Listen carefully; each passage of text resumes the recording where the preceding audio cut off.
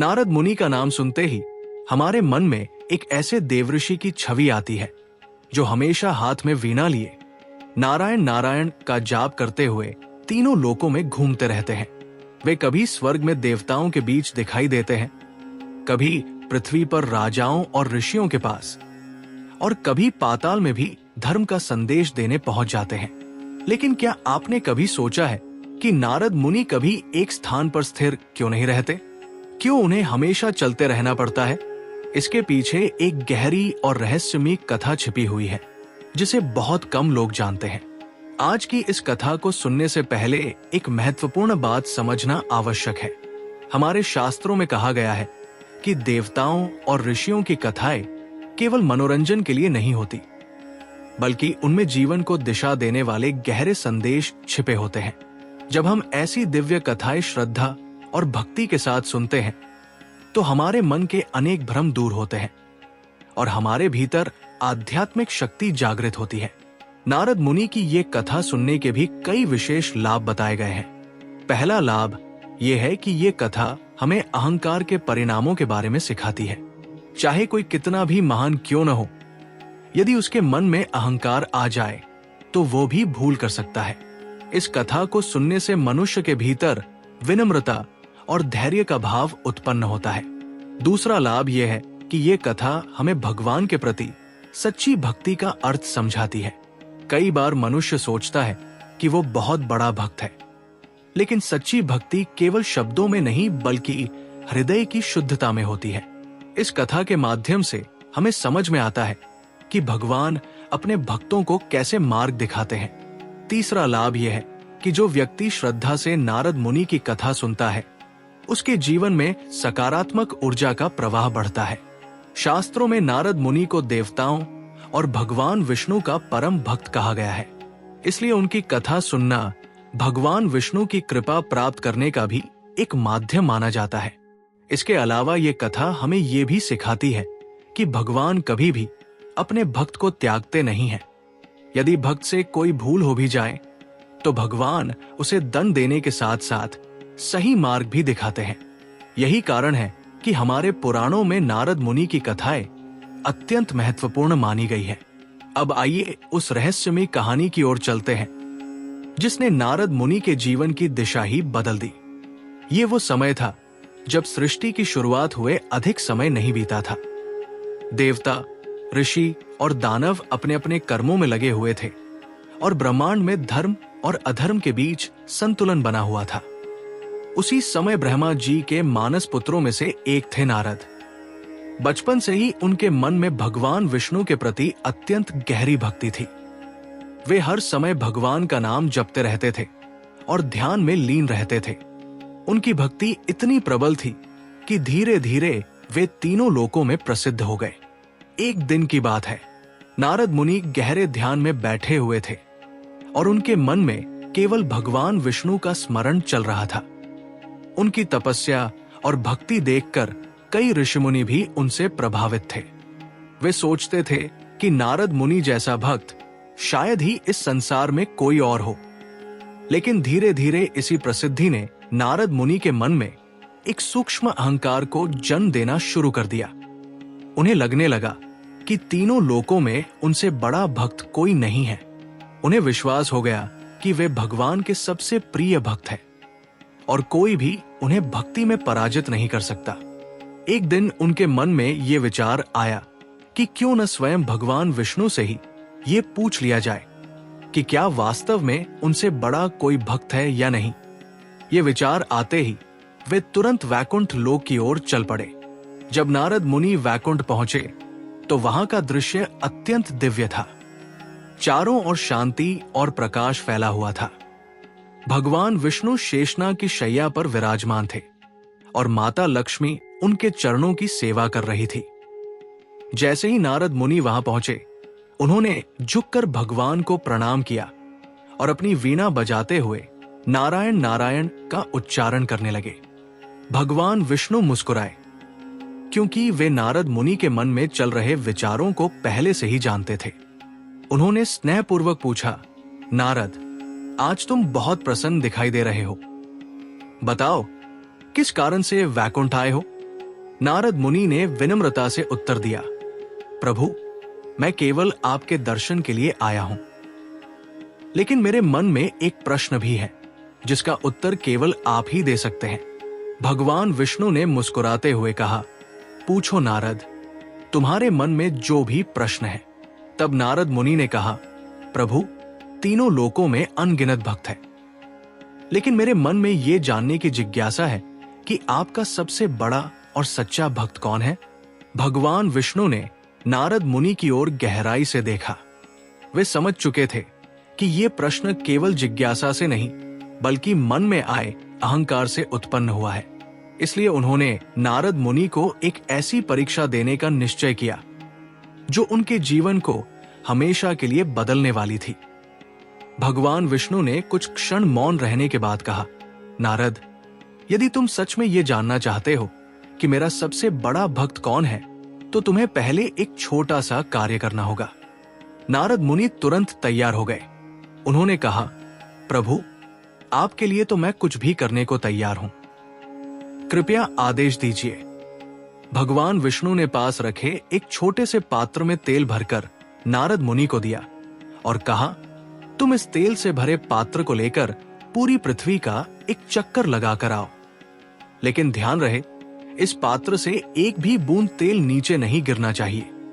नारद मुनि ने आत्मविश्वास के साथ कहा, प्रभु, ये तो बहुत सरल कार्य है, मैं अभी ये कार्य पूरा करके लौट आता हूं। उन्हें यह बिल्कुल भी अंदाजा नहीं था कि यह छोटा सा कार्य उनके जीवन की सबसे बड़ी सीख बनने वाला है।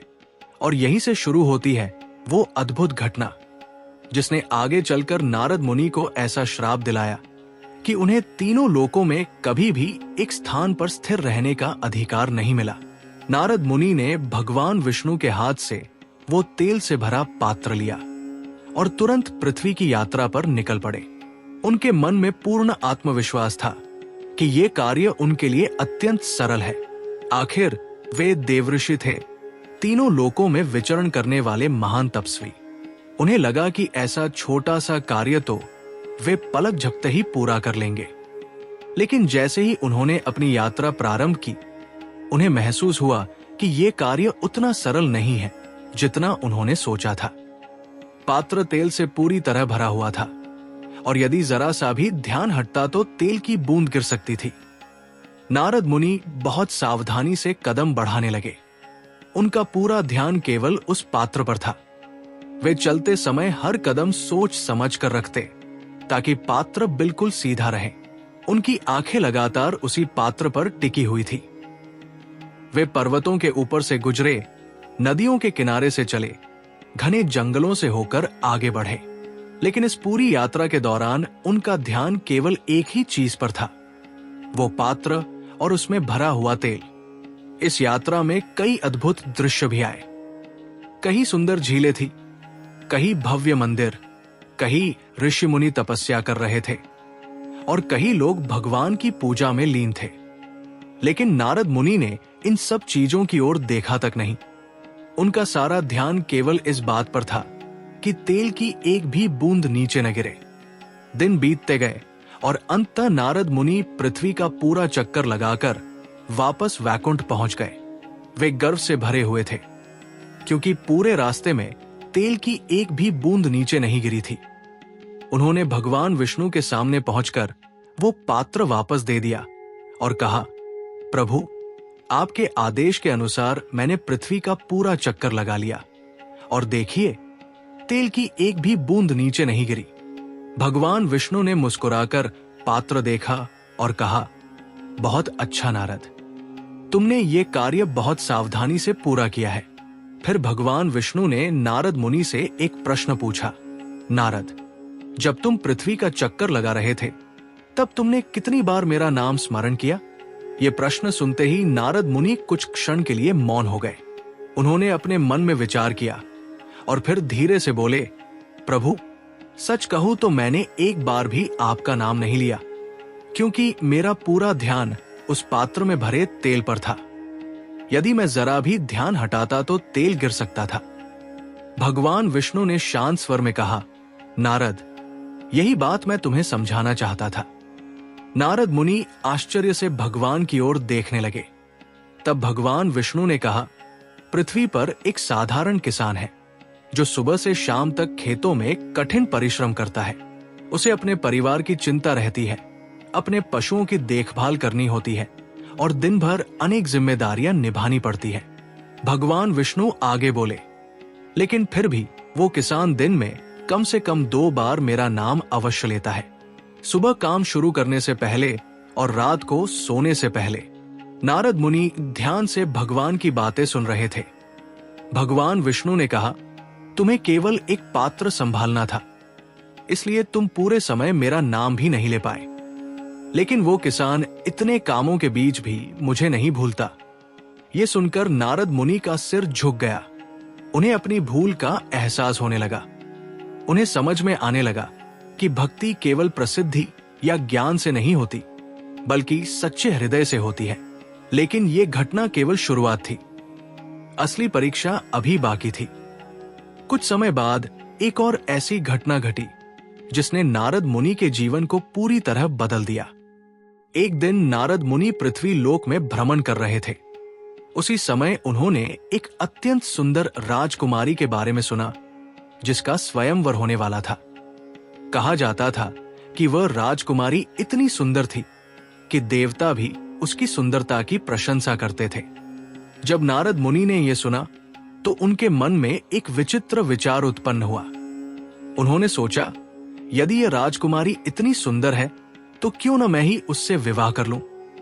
ये विचार आते ही वे तुरंत भगवान विष्णु के पास पहुंचे। उन्होंने भगवान से कहा, प्रभु, मुझे आपकी सहायता चाहिए। भगवान विष्णु मुस्कुराए और बोले, बताओ नारद, तुम्हें कैसी सहायता चाहिए। नारद मुनि बोले, प्रभु, पृथ्वी पर एक राजकुमारी का स्वयंवर होने वाला है।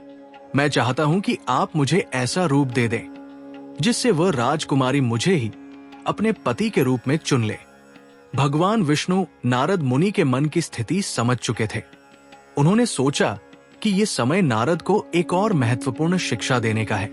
उन्होंने मुस्कुराते हुए कहा, नारद, मैं तुम्हें ऐसा रूप दूंगा जो तुम्हारे लिए सबसे उचित होगा। नारद मुनि प्रसन्न हो गए।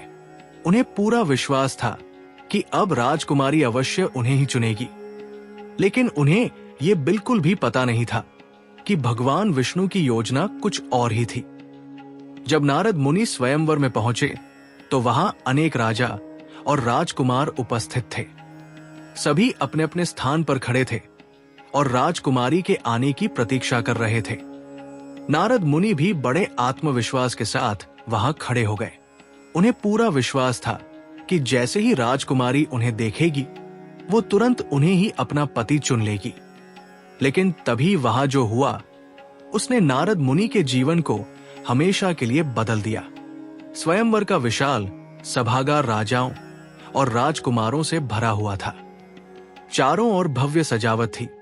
सुगंधित पुष्पों की महक वातावरण में फैल रही थी और सभी लोग उस क्षण की प्रतीक्षा कर रहे थे जब राजकुमारी अपने हाथों में वरमाला लेकर सभागार में प्रवेश करेगी।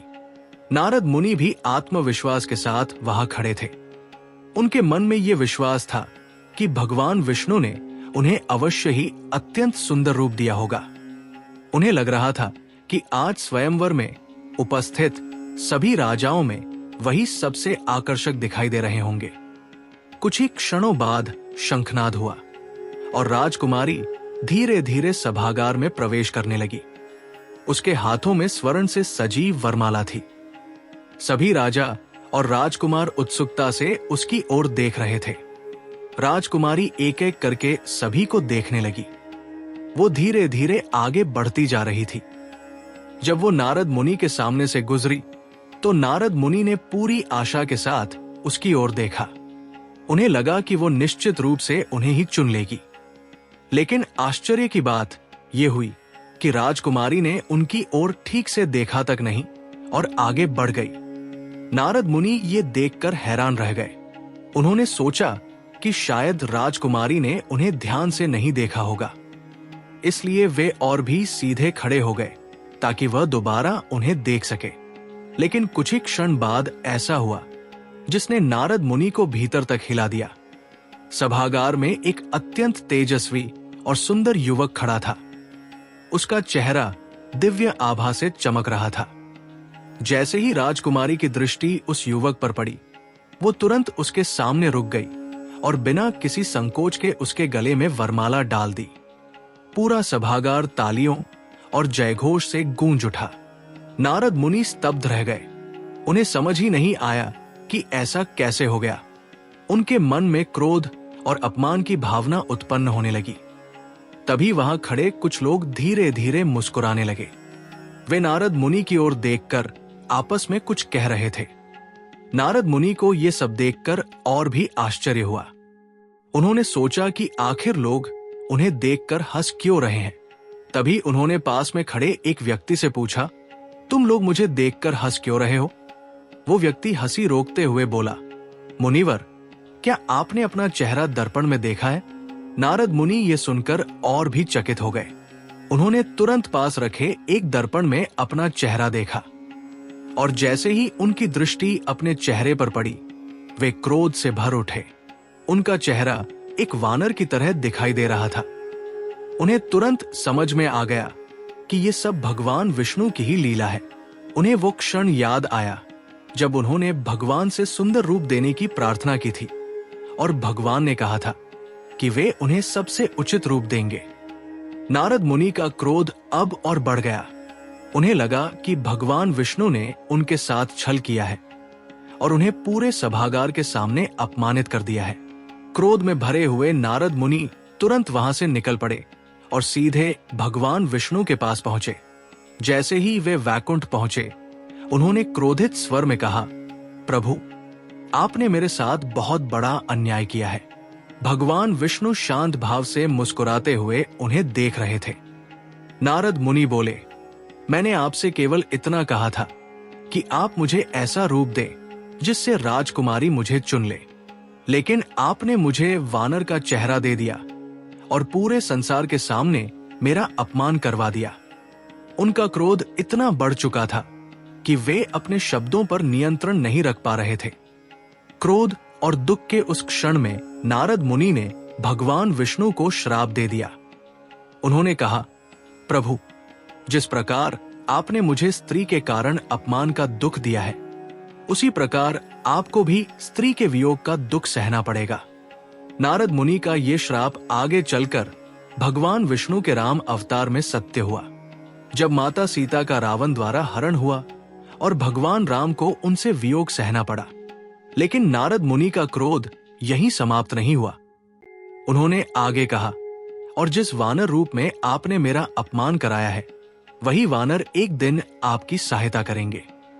ये भी बाद में सत्य हुआ, जब रामायण में भगवान राम की सहायता वानर सेना ने की। लेकिन जब नारद मुनि का क्रोध शांत होने लगा, तब उन्हें धीरे धीरे अपनी भूल का एहसास होने लगा। उन्हें समझ में आने लगा कि भगवान विष्णु ने उनके साथ छल नहीं किया था, बल्कि उन्हें उनके अहंकार से मुक्त करने के लिए ये लीला रची थी। तभी वहां भगवान विष्णु प्रकट हुए और उन्होंने नारद मुनि को शांत स्वर में समझाया। लेकिन इसी क्षण एक ऐसी घटना घटी जिसने नारद मुनि के जीवन को हमेशा के लिए बदल दिया, और उसी से जुड़ा है वो रहस्यमय श्राप जिसके कारण नारद मुनि कभी भी एक स्थान पर स्थिर नहीं रह सके। जब नारद मुनि का क्रोध धीरे धीरे शांत होने लगा, तब उनके मन में पश्चाताप की भावना उत्पन्न होने लगी।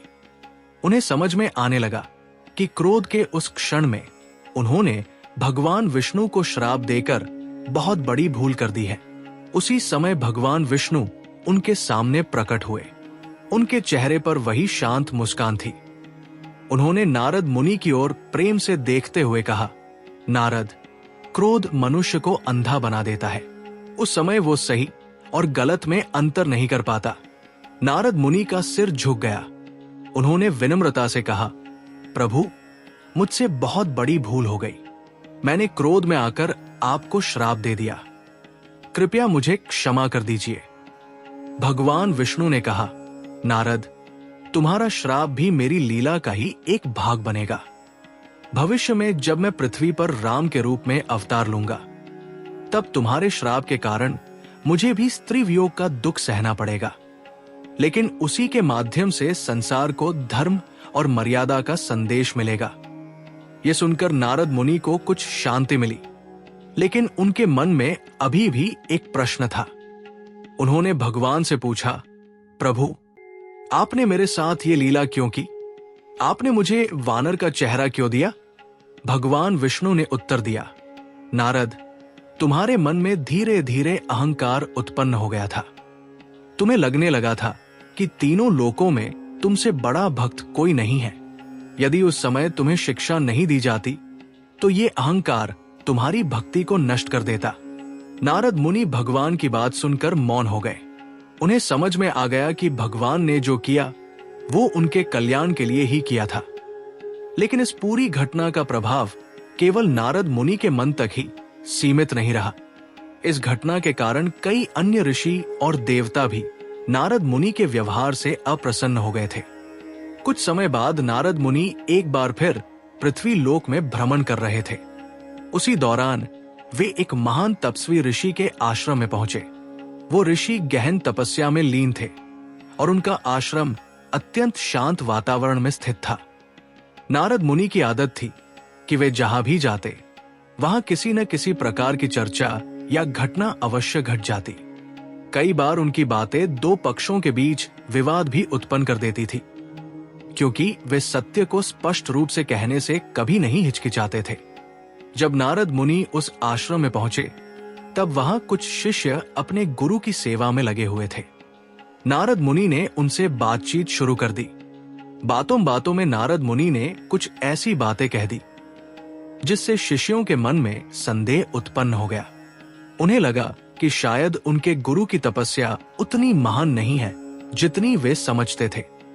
जब ये बात उस महान ऋषि तक पहुंची तो वे अत्यंत क्रोधित हो गए।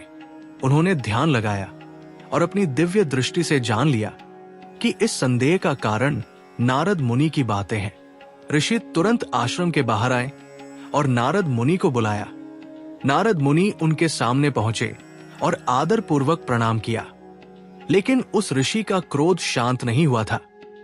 उन्होंने कठोर स्वर में कहा, नारद, तुम्हारी एक आदत है जो पूरे ब्रह्मांड में प्रसिद्ध है।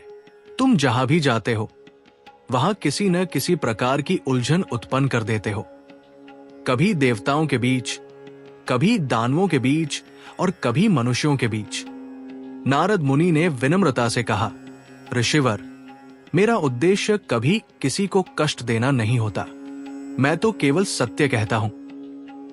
ऋषि ने कहा, सत्य बोलना अच्छा है, लेकिन यदि उस सत्य से लोगों के मन में भ्रम और विवाद उत्पन्न हो जाए तो वो भी उचित नहीं है। उनका क्रोध अब और बढ़ चुका था। उन्होंने कहा, नारद, तुम्हारी यही प्रवृत्ति है कि तुम एक स्थान पर टिककर शांति से नहीं रहते। तुम निरंतर एक स्थान से दूसरे स्थान पर जाते रहते हो और अपनी बातों से लोगों के मन में हलचल उत्पन्न कर देते हो। फिर उन्होंने क्रोधित होकर नारद मुनि को श्राप दे दिया। उन्होंने कहा, आज से तुम्हें यही दंड मिलेगा कि तुम कभी भी एक स्थान पर स्थिर नहीं रह पाओगे। तुम्हें तीनों लोकों में निरंतर घूमते रहना होगा। ये श्राप सुनकर नारद मुनि कुछ क्षण के लिए मौन रह गए, लेकिन तभी उनके मन में एक विचार आया। उन्होंने सोचा कि यदि उन्हें तीनों लोकों में निरंतर घूमना ही है तो क्यों न इस अवसर का उपयोग भगवान विष्णु के नाम और भक्ति का प्रचार करने में किया जाए। तभी उन्होंने अपनी वीणा उठाई और नारायण नारायण का उच्चारण करते हुए तीनों लोकों में भ्रमण करना शुरू कर दिया। और तभी से नारद मुनि देवताओं, ऋषियों और मनुष्यों के बीच भगवान की भक्ति का संदेश फैलाने लगे। वे जहां भी जाते वहां धर्म, ज्ञान और भक्ति की बातें करते। आज भी पुराणों में कहा गया है कि जब भी किसी स्थान पर धर्म की चर्चा होती है या भगवान की कथा सुनाई जाती है, वहां नारद मुनि अवश्य उपस्थित होते हैं। इस कथा से हमें यह शिक्षा मिलती है कि अहंकार मनुष्य को पतन की ओर ले जाता है, लेकिन यदि वह अपनी भूल को स्वीकार कर ले और सही मार्ग पर लौट आए तो वही भूल उसके जीवन को महान बना सकती है। नारद मुनि को जब उस महान ऋषि से ये श्राप मिला कि वे कभी भी एक स्थान पर स्थिर नहीं रह पाएंगे, तब कुछ क्षणों के लिए उनके मन में गहरा विचार उत्पन्न हुआ। एक तरफ उन्हें लगा कि ये श्राप वास्तव में एक दंड है, क्योंकि किसी भी साधक के लिए एक स्थान पर बैठकर ध्यान और साधना करना अत्यंत महत्वपूर्ण माना जाता है। लेकिन दूसरी तरफ उनके मन में भगवान विष्णु के प्रति उनकी भक्ति भी उतनी ही प्रबल थी।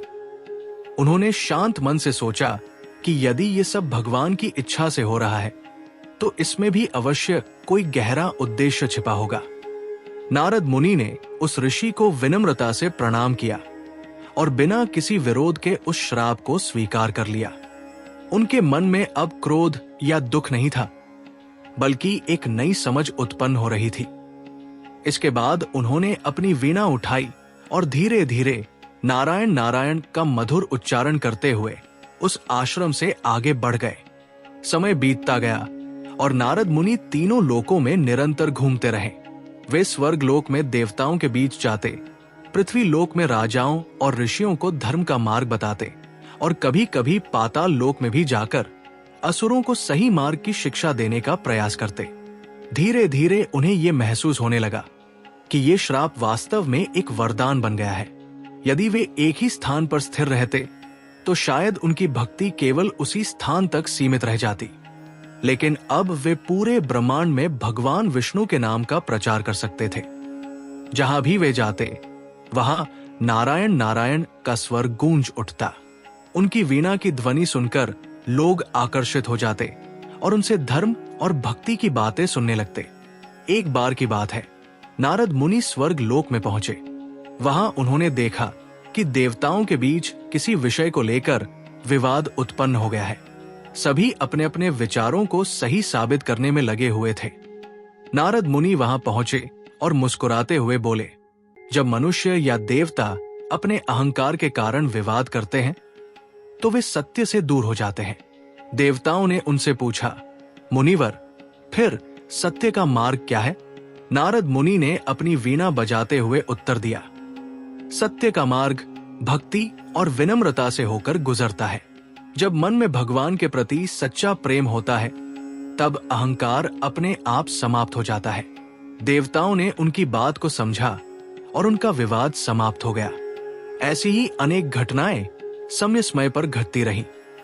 कभी नारद मुनि किसी राजा को धर्म का मार्ग दिखाते, कभी किसी ऋषि को क्रोध से बचने की शिक्षा देते और कभी किसी साधारण व्यक्ति को भगवान के नाम की महिमा समझाते। एक बार वे पृथ्वी लोक में एक छोटे से गांव में पहुंचे। वहां उन्होंने देखा कि एक गरीब किसान अपने खेत में काम कर रहा है। दिन भर की कठिन मेहनत के बावजूद वो प्रसन्न दिखाई दे रहा था।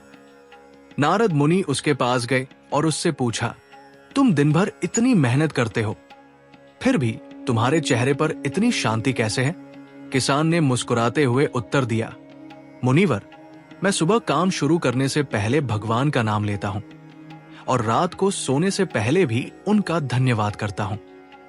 मुझे विश्वास है कि जो कुछ भी मुझे मिलता है वो उनकी कृपा से ही मिलता है।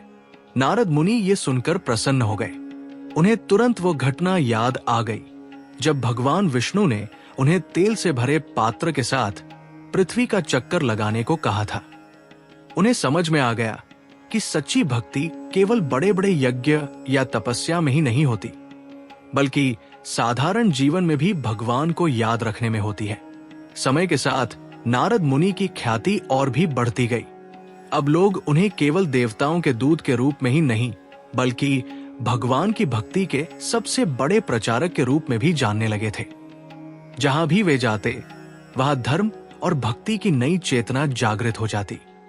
और यही कारण है कि आज भी हमारे पुराणों और कथाओं में नारद मुनि का विशेष स्थान है। वे केवल एक ऋषि नहीं, बल्कि भगवान के संदेशवाहक हैं।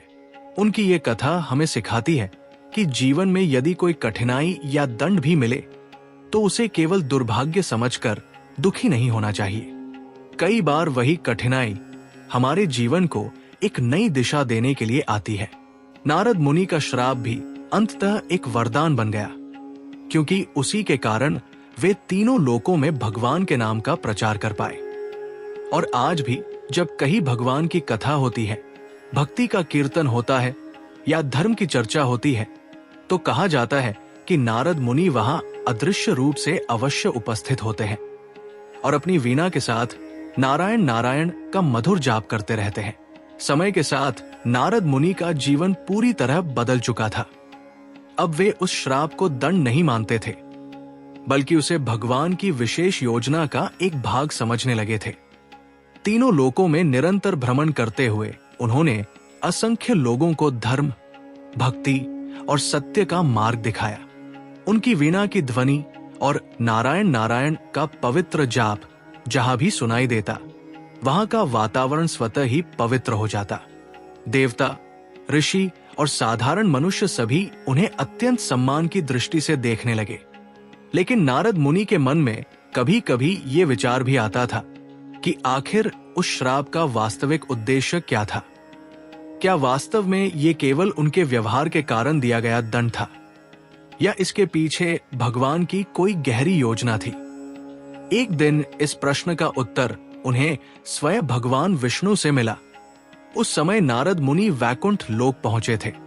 उन्होंने भगवान विष्णु को प्रणाम किया और विनम्रता से कहा, प्रभु, आपकी कृपा से मैं तीनों लोकों में निरंतर घूमते हुए आपका नाम और आपकी महिमा का प्रचार करता हूं। लेकिन कभी कभी मेरे मन में यह प्रश्न आता है कि मुझे ये श्राप क्यों मिला? भगवान विष्णु मुस्कुराए। उन्होंने शांत स्वर में कहा, नारद, संसार में कई बार जो हमें श्राप दिखाई देता है, वो वास्तव में भगवान की योजना में एक वरदान होता है। नारद मुनि ध्यान से उनकी बात सुनने लगे। भगवान विष्णु ने कहा, यदि तुम एक स्थान पर स्थिर रहते तो तुम्हारा ज्ञान और भक्ति केवल उसी स्थान तक सीमित रह जाती। लेकिन अब तुम पूरे ब्रह्मांड में घूमते हो और असंख्य लोगों तक धर्म का संदेश पहुंचाते हो। तुम्हारे कारण ही कई लोग सही मार्ग पर चलते हैं। भगवान विष्णु की बात सुनकर नारद मुनि के मन में गहरी शांति उत्पन्न हुई। भगवान आगे बोले, नारद, तुम्हें एक और महत्वपूर्ण कार्य सौंपा गया है। तुम केवल भगवान का नाम ही नहीं फैलाते, बल्कि कई बार तुम्हारी उपस्थिति से ऐसी घटनाएं भी घटती हैं जो भविष्य में बड़े परिवर्तन का कारण बनती हैं। नारद मुनि को तुरंत अनेक घटनाएं याद आने लगी। कई बार उन्होंने अनजाने में ऐसी बातें कह दी थी जिनसे आगे चलकर बड़ी बड़ी घटनाएं घटित हुई थी। उदाहरण के लिए, जब उन्होंने ध्रुव को भगवान विष्णु की भक्ति का मार्ग बताया, तब वही बालक आगे चलकर महान भक्त ध्रुव बना। इसी प्रकार जब उन्होंने वाल्मीकि को राम नाम का जाप करने की प्रेरणा दी, तब वही डाकू आगे चलकर महर्षि वाल्मीकि बन गया और उसने रामायण की रचना की। नारद मुनि को अब समझ में आने लगा था कि उनका जीवन केवल एक साधारण ऋषि का जीवन नहीं था। वे वास्तव में भगवान की योजना के एक महत्वपूर्ण भाग थे। उस दिन के बाद नारद मुनि और भी अधिक उत्साह के साथ अपने कार्य में लग गए। वे तीनों लोकों में घूमते और जहां भी धर्म कमजोर पड़ता दिखाई देता, वहां जाकर लोगों को सत्य और भक्ति का मार्ग दिखाते। कई बार लोग उनसे पूछते, मुनिवर, आप कभी थकते नहीं हैं। आप हमेशा एक स्थान से दूसरे स्थान पर यात्रा करते रहते हैं। नारद मुनि मुस्कुराकर उत्तर देते, जब मन में भगवान का नाम बस जाता है, तब थकान भी भक्ति का एक भाग बन जाती है। उनकी ये बात सुनकर लोग प्रेरित हो जाते। आज भी जब हम पुराणों और धार्मिक ग्रंथों को पढ़ते हैं, तो हमें बार बार नारद मुनि का उल्लेख मिलता है। कभी वे देवताओं के बीच संदेश लेकर जाते हैं, कभी वे किसी राजा को धर्म का मार्ग बताते हैं, और कभी वे किसी साधारण व्यक्ति को भगवान के नाम की महिमा समझाते हैं। यही कारण है कि उन्हें देवताओं का दूत भी कहा जाता है और भगवान विष्णु का परम भक्त भी। नारद मुनि की ये कथा हमें कई महत्वपूर्ण शिक्षाएं देती है। पहली शिक्षा यह है कि अहंकार चाहे कितना भी छोटा क्यों न हो, वो धीरे धीरे मनुष्य को गलत दिशा में ले जा सकता है। दूसरी शिक्षा यह है कि भगवान अपने भक्त को कभी त्यागते नहीं हैं।